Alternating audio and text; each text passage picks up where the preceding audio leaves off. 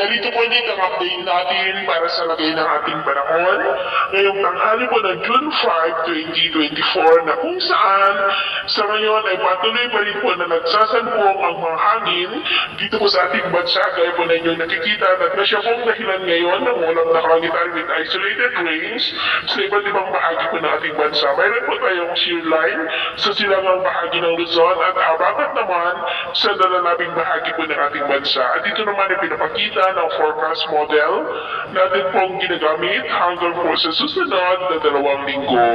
At sa lagay po ng ating panahon ngayong tanghali ay maulap ang kalangitan with isolated rains sa ilang bahagi po ng Cagayan Valley, Cordillera, Ilocos Region, ilang bahagi ng Central Luzon,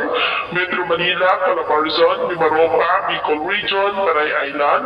Negros, Cebu, Bohol, Leyte, Zamboanga Peninsula, Northern Mindanao, Sorsogon at Davao. At sa susunod po ng mga oras ay posible pa rin ang mga isolated light to heavy rains sa iba't ibang bahagi po ng ating bansa kaya mag-ingat po tayo sa posibleng banda pa rin ng mga pagbaha at pagguho ng lupa. At sa atin naman pong mga baybayin, wala naman po tayong nakataas na namang gale warning signals pero iba yung mag-iingat lamang po